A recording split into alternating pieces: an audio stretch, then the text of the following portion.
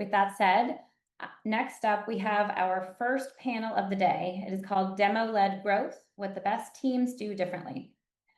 Please welcome our host, Evan Powell. He's CRO and co-founder here at Reprise. And our panelists, we have Mike McGinnis. He is a self-described serial CRO from companies like QuickBase, Veracode, and HP. We have Bryn Bryson, senior demo architect at iCIMS. And we have Rachel Tillman, Senior AVP of Solutions Consulting at Braze. Welcome, everyone. Thank you so much, Greer. I'm excited to be here and be our first panel for today. Have we moved Rachel over? Nope, not yet. Okay. We've got a great array of perspectives on this panel, going from sales to sales engineering to Bryn is part of a growing group of professionals who are focused on demo engineering and demo excellence, which is really awesome to see. I'm going to start with, we titled this panel Demo-Led Growth. Is that something people would be interested in? And everyone kind of jumped in and said, yes, I think that's something that we would want to talk about. And so I'm curious, what that means to you all. And so I'll start with Bryn. Bryn, when you think about demo-led growth, what does that mean for you and iCIMS? Yeah, so I'm happy to be here. For demo-led growth, and just to give a bit of context to what Evan said before, I'm on a team called Solution Experience. And so essentially, we are focusing on how can we deliver the best demo? How can we tell the best story? And so we are always thinking about demos first. I have been historically a solution consultant, so I do know a lot that's going on with the sales cycle, but we are focused on making sure that we're getting in front of the right people with the right information, showing the right thing, showing what they care about. So we have a lot that we've started integrating into our demo program. And so I'm just excited to explore more about the nitty-gritty of all of that. Awesome. And Rachel, I think we were having a couple of technical things getting you on front and center, but we were talking about what demo-led growth means to you. And I know in some of our conversations you'd mentioned, you see demos as a great way to kind of build a unified perspective. Can you tell me a little bit about how you think about that at Braze? Yeah, of course. So thanks everybody. At Braze, we've really had the conversation of demos as an opportunity to build consensus against multiple teams, especially when we're selling in the enterprise. We have multiple parties, multiple stakeholders, each with different competing interests or goals or problems we're trying to solve. And one of the most important things that we see is the opportunity to actually weave each of those problems together when we're solving them in a demo. So whether that means just very tactically addressing like, hey, Mike needed to see this and Bryn needed to see this, but also what it looks like to kind of provide the solution that meets those things together, really is where I see things start to hum. And I see the demos really start to become not just a how to use a platform or not just here's what the platform is, but you start to actually see it solving a problem in real time. Yeah, absolutely. And that's so much. I mean, I think, we all see this, right? It's buyers have an expectation now. It's not 2012 when I first started selling SaaS and it was, what is software? Can you help me? It's how does this work? Show me the bottom line. And Mike, I'm curious from your experience in sales. I mean, you've seen this kind of evolve. When you think about leading with the demo, how does that work for the sales team? Yeah, thanks, Evan. Good to see everybody. And as you mentioned, I've been a sales leader for a long time, 30 years, well before 2012, Evan. And I've worked at companies where it was, 4 demos a week, sort of lead with the demo, all the way to don't demo until as late as possible in the process, and for varying reasons. What I see today, though, is that customers are much more sophisticated. They have had time with your competitors, probably your products in some way or another, certainly on your website, and they very much want to see as early as possible in the first call, how can this product help me? And they understand it's a journey. They're going to learn a little bit in the first call and more in the second, and dig really deep in later stages. But they want to see the product, and they want to get off that first call saying, "Oh, that was interesting. I can see how that might be able to help me. I have more questions. Let's move on to the next stage." I think the days of the 2 or 3 calls before the product ever becomes front and center are over. Customers just don't have the time and patience for that. Yeah, and I'm curious if that's what you all are seeing at your organizations as well, Bryn and Rachel, because we just did at Reprise a survey of sales professionals, and one of the questions that we asked was, how are you doing a demo on the first call? And only 1 in 4 said yes. So I'm curious what you're seeing. One, is that right? And there are tons. I mean, that's a sales LinkedIn fight waiting to happen. But 2, like what are your perspectives at iCIMS and Braze, and how are you approaching this? So this is an interesting one because at iCIMS, we sell an applicant tracking system as like our main system.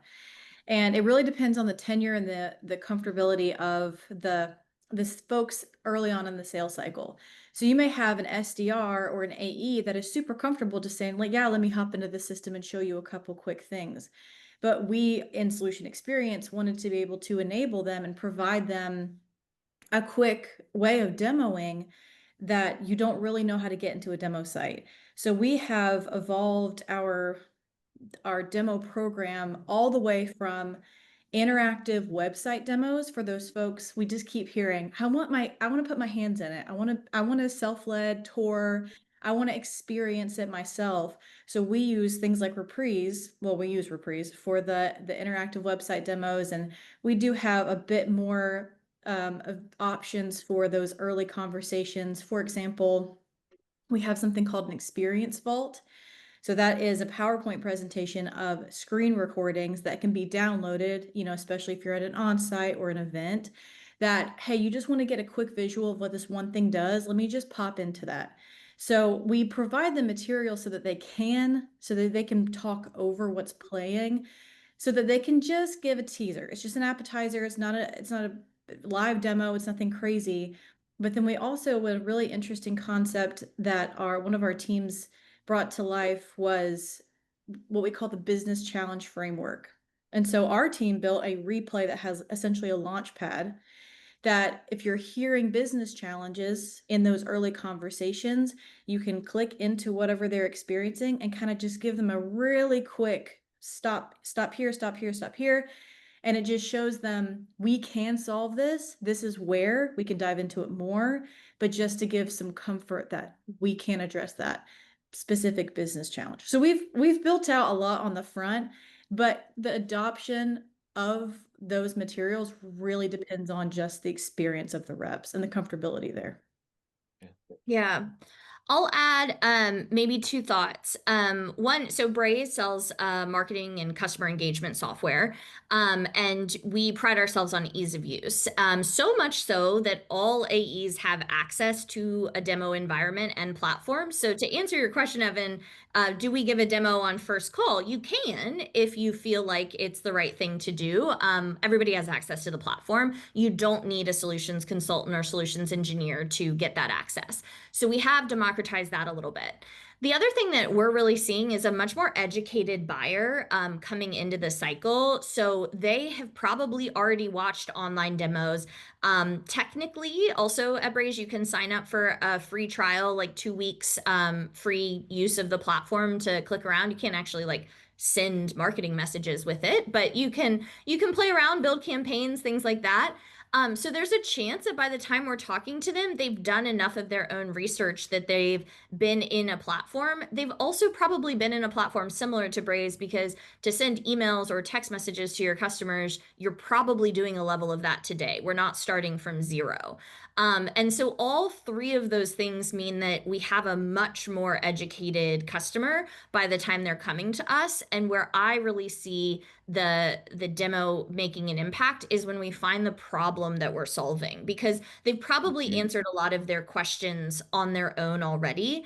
And it's our job to now dig in and say, well, why would you change, or why would you switch, or what is it that you can't do today that we then need to go craft beyond what's kind of publicly available or just generally assumptive based on research? And that's such a good point because you bring up the concept of discovery. And I think that's where, at least in the sales community, this tension shows up is, well, I can't do a demo on the first call because I haven't done discovery. And I know, Mike, you've been speaking a lot. I think you recently published an article with us about this whole tension around demo and discovery. Curious to get your perspective on that from the sales side of, a sales rep says, well, I can't show the product because I haven't asked questions yet, kind of thing. Yeah, again, I mentioned the 4 demos a week idea. I was at PTC in the early days, and that as a salesperson, that was the mantra: 4 demos a week. It didn't mean we didn't do discovery, right? The whole medic thing was invented at PTC, but I found it a great place to do, a great way to do discovery, where you're showing up the product and a good demonstration, but I'll call it a canned demonstration.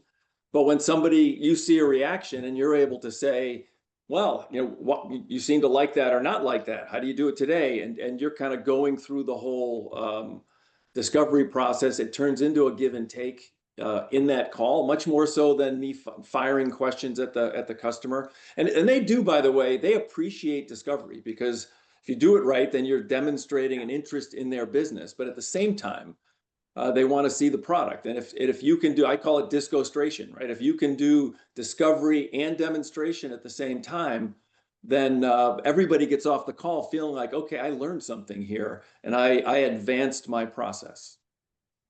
Right. And I think, Bryn, that kind of aligns with what you're doing in that sort of business case framework in your demos, where it sounds like at iCIMS you're asking those questions and that's directing where the demo goes mid-demo. Yeah, there's a lot of pivoting.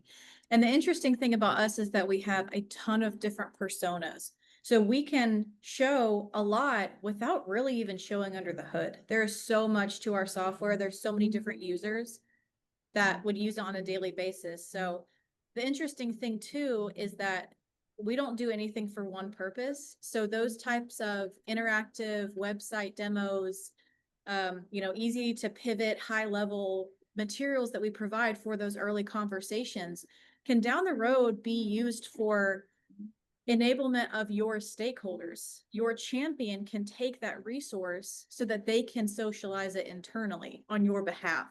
Maybe you're not getting a chance to sit down with all the decision makers or all the different users that are going to use the software. You can provide them a link to that, leave behind that you may have showed at sometimes it's like a send ahead leave behind, and they can use that for their purposes internally to start swaying some of the internal folks. Yeah, no, I think that's huge. Is getting in the room when you're not in the room, kind of thing, and makes a lot of sense. And Product in chat just asked a question that was actually the next question I had on my list. So we're all kind of thinking the same way here, which is, how do you measure the success of your demo program? How do you think about whether or not this is working? And I'll put that to anyone who wants to jump in, and I'm sure there'll be some conversation there. Yeah, I'll start that. We look at we do use like time tracking and things like that for solutions consultants. So very tactically on a metrics component, like we look at what type of demo was it? Was it, an RFP response demo, or was it a art of the possible demo? Was it did we have a dry run? Did we how many demos did we give in a deal cycle? One of the really interesting things we found is actually 2 things on the metrics front. One is, if we have a dry run, our chance of winning the deal significantly increases, regardless of like who gives the demo or what the AE SolCon combination is. But that dry runs and actually practicing what we're going to show, even if we need to take a pivot, really helps. The other thing that we've really found that is impactful is there's actually a tipping point where we've given too many demos. Like we've been in a cycle, and you keep meeting with a customer and you keep demoing, especially in enterprise cycles. That's valuable if we're introducing new stakeholders or something has dramatically changed or we need to revisit something. But most of the time, anytime we tip past this kind of sweet spot of how many demos we've given, more demos don't equal success. So that means that we're really looking internally to say, how do we make the most of this time? The final thing I look for is how much we're talking versus learning during a demo. Like, are we talking, we use a platform that tells us, hey, you talked for 70% of the demo, or you talked for 30% of it. and how much is your customer engaging at what cadence. That's another really good indication for us that we're getting good engagement from the demo. And then therefore, typically, if we're getting good engagement, it's typically landing. That's awesome. And I'm sure a bunch of folks are taking notes. That sounds like you've really built that out. I'm curious from Bryn and Mike's perspective, how do you all think about measuring the success here? Well, I'll just quickly from a configuration standpoint, because I'm thinking of how much work was it to get the demo set up compared to, the outcome of the deal.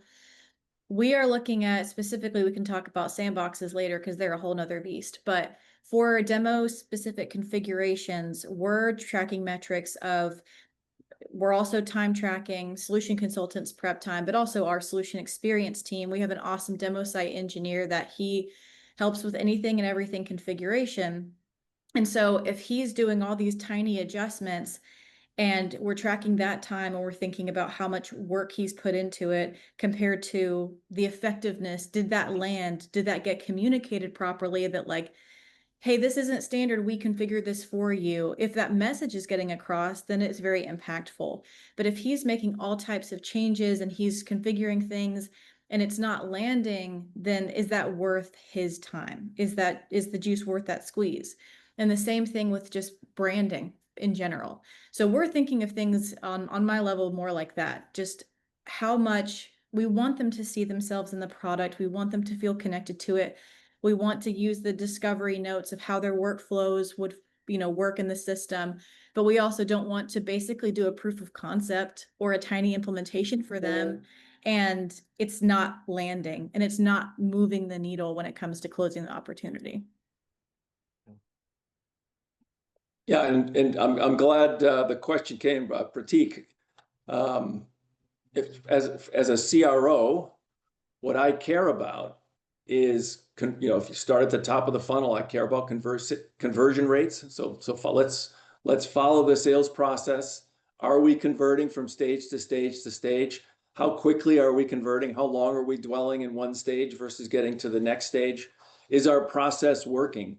So conversion rates, velocity, ultimately the objective is increased revenue. And so, we want to keep sort of measuring that process and leveraging how demos can improve the productivity of both sellers and our solution consultants along the way.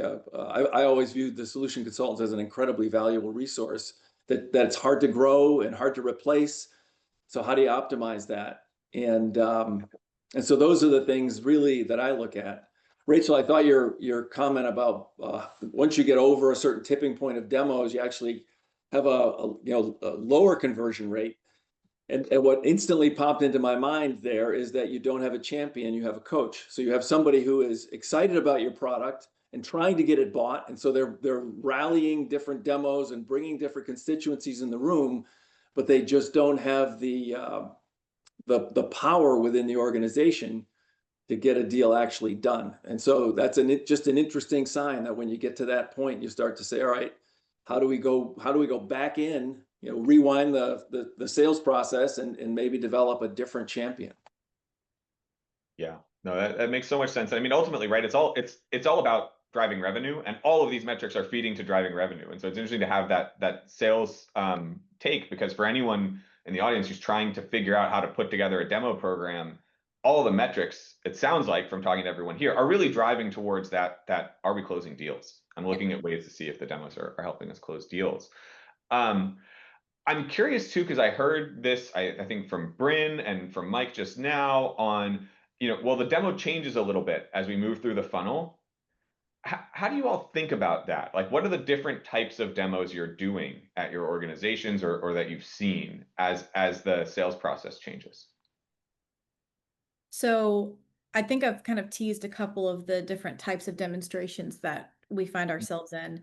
It's really nuanced between the prospect side and the customer side, because our customer base is also a very important part of our sales cycle, and we have a designated solution consultant team just for customers.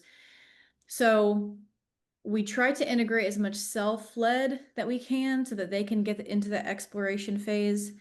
And then there is a very meaty chunk in the center of live product talking about integrations, because an applicant tracking system is a very complex part of the recruiting cycle. It's got to plug in a lot of different places. So just understanding the viability of all the different connectors that are required. So there's a good chunk of the sales process that's taken up there. The first part is kind of like, and of course it depends on the market, which is true everywhere. But then at the very end, it really just depends on the buyer. Some prospects are like, yeah, we're good. We've seen, the difference in the competitors. We've already used this ATS. This one looks better for our pain points over here. But it sometimes can border, and I think I see a couple of the chats moving into this too. Sometimes it almost moves into training. So like Rachel said, like pumping the brakes. And even this week, we've been getting a lot of requests to, like, people want to see the back end, the admin experience. And that is a whole training course that we could go into.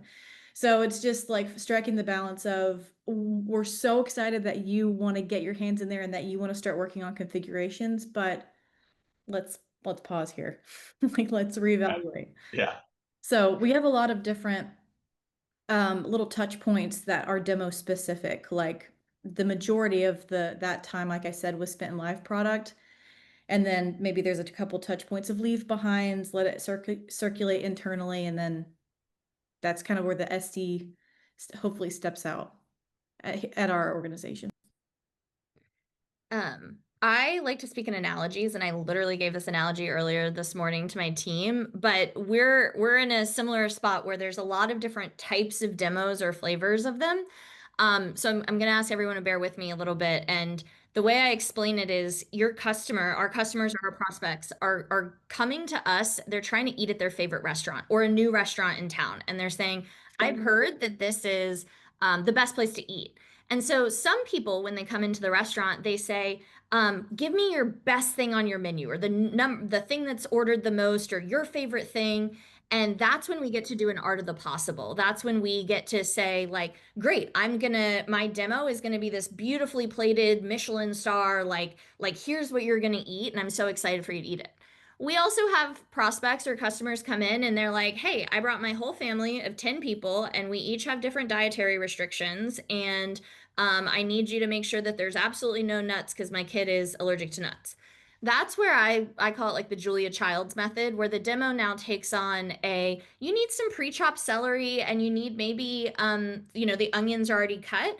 So you have the mise en place, like you have all of that sitting in front of you in your demo, and you're going to mix them together live so that they trust you, that you're not putting any nuts in the sauce, because maybe last time they bought software, they had some sort of anaphylactic shock. So we want to make sure we're not doing that, but we're also still making it a story and making it interesting. And then there's two more. One is, sometimes you need to go get your ServSafe certification and they want to go look in the kitchen, and that's fine. That's our InfoSec, that's our security team, that's our engineers who are wanting to say, did you clean the kitchen? But what we can't do is have the chef come out to the table and just read a list of ingredients. Like that, it would be wild. Like if the chef came out and was like, I got this butter on aisle 7 at Albertsons. Like it's just one of those things where you're like, okay. And so what we want to do is decide what type of experience we're getting. The POCs, to me, is a cooking class. That's where they want to come in and they want to, cook with us.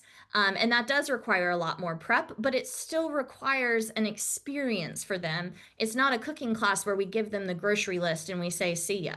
And so I encourage people to think about, like, what kind of customer do you have coming in, and then what kind of demo are we giving?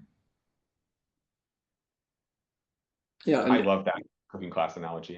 I might steal it. Sorry, Mike, go ahead. Yeah, maybe keeping on the analogy front. I mean, I think we all know there are levels of demo that start from the web-based click-through demo that none of us are present for, maybe, and then the initial intro demo that might be a little bit more Harbor Tourish. I look at demos and say, I'll do these demos for free, right? So you call me up, you're the right company, the right title, we'll go.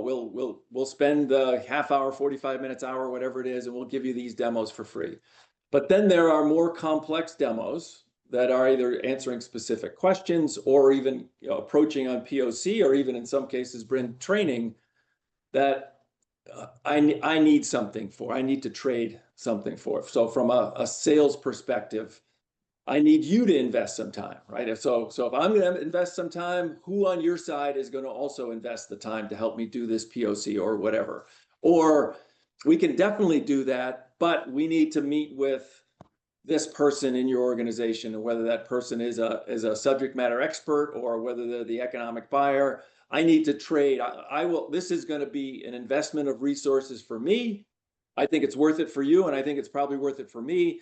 But I need to have this access, into your company in order to do that. And if you're able to kind of get that give and take as you progress, then you are adding to the likelihood that you're going to close that deal, and hopefully accelerating the process because you've met the right people, or you've met the subject matter experts, the security team at your customer site, whatever it is, and you're kind of knocking down the pins you're going to have to knock down in order to win that deal. And kind of related to that, because that's fantastic, right? Is that we need to use this give to get as we move down the funnel, because the demos, as we've talked about, as David talked about up front, as you move down the funnel, the demos get more involved. Who should be doing these demos at different stages of the process? I know this is another sort of controversial topic, but like who's doing them at the top of the funnel as you move down? And yeah, I'm just curious in your organizations and what you've seen. Maybe I'll start. Yeah. I think all organizations are different and products are different. So as someone, as sales leader, I don't care, right? Whatever's right for your organization. I've been to both. There are certainly cases, I guess my natural tendency is I like the four-legged sales call, where there is a person doing the demo and a seller, let's say, in alongside. And I like it because they should each be active participants in the sales call. I love it when the SE is in total control of the room, and then the AE can chirp in from the back or ask questions or recognize, wow, there was a real reaction to what we just showed them. Let's pause and let's understand why there was such a reaction. And so I love, if you can afford it and if you have that kind of a product, I love that. At the same time, there are products that can be demoed well by an SDR. And so let's arm them with what they need to be able to deliver that demo that more often than not encourages the customer to take the next step. Yeah, I'll jump in and add that we very much depends on market. Like I said, all AEs have access, so anyone could give a demo if they want to. And I think I boil down to strategy of like, because to me, as we look at, and I think our CRO friend Mike here will agree, the entire sales process is a give get. And so if you're going to give a solutions consultant to a customer, that should be a value added resource. Sometimes that means that, yeah, they should be doing the demo and that's part of the give, but maybe there's also times where strategically we're withholding that, or we're asking for something in return, like getting the right audience on the phone. And so those are moments where, I hate to say it depends, but I would say there's different strategies we can deploy down from, everybody should give the demo to, let's not withhold, but let's be strategic about how we leverage the demo. And then I think the other thing I'll add is what flavor of demo, back to my little chef analogy, are we giving? And I think solutions consultants are especially experts at both the Michelin star, like art of the possible, and the cooking class. Like those are things where they really excel. But if you're just doing like past appetizers, yeah, we probably don't need a solutions consultant. Yeah, this is an interesting perspective. Also, I love your analogy. I'm such an analogy. Sorry, I'm just running with it all day. I'm in it. I'm here for it. As a solution consultant, I've never heard it called that. You said the 4 legs demo, but I loved that back and forth. It was like a choreographed dance with my AE. I knew when they were going to take a pause. I knew when they were going to ask a question. I knew when I could get a drink of water. So that relationship is super important. So this is now where I sit. This is an interesting conversation because I'm just thinking I'll build it so that this team can use it.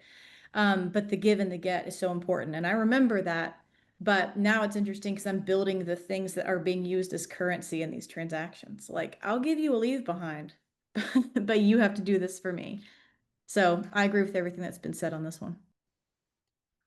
Awesome. Well, we have 2 minutes left, and I want to get to questions we have in the chat. I know we covered a couple of them here, but from Jeff, he's asking, what have you found is the right amount of show and tell versus discovery and demo? So I think it's an interesting question, and I know like our sales team asked this of me. Like, what do you think is the right balance between discovery and demo, particularly if we're doing that first call, the discostration, like that you were talking about?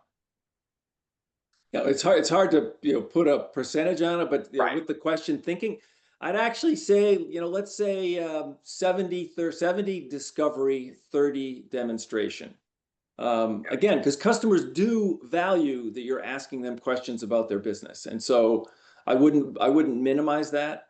So if we're talking about that initial call, we're just trying to give them a taste of the product that says, hey, we really can solve your problem. Let's learn more and go deeper. That's kind of where I would fall. And Bryn, Rachel, what do you all see? Yeah, I mean, I see if earlier in a stage, like earlier in the cycle, we want to be learning as much as possible. I think the biggest mistake we can make is not to keep learning as we go further and keep validating, because things change. And I think I empathize a lot with our buyers because I actually used to be one. Like I was a marketer before I sold to marketers. And so I very much know what it's like to be on the other side and be sitting there and like, stuff is changing every day. Like actually buying software is a very small part of my day when I'm sitting in the customer's shoes. It's like maybe it's a couple of hours a week when we're in the thick of it, but like I have so many other things going on, so things change. And so I think that's the biggest piece of advice that I give my team when you're doing these discovery demos is maybe you did great discovery up front and you did that 30-70 and you showed a little bit, you got a lot more information, but as you keep going, you keep need to validating. Like, has this changed? Is this still the way you guys are thinking about it? Have you seen something else that's changed the way you've thought about it? Okay, let's talk about that. And make sure that that has such a consistent thread throughout so that by the time you're prescribing them the final solution, it is truly validated and kind of a rock solid example of what you can pass over to your post-sales team. I don't want to cut you off, Bryn, but unfortunately we are at time. I do want to thank you all for joining us. This has been super interesting for me to sort of hear all these different perspectives on how demos are deployed and how you're growing using demos. Obviously, there's more going on in the chat and more throughout the rest of the day. Definitely connect with everyone here on LinkedIn. I'm sure that they have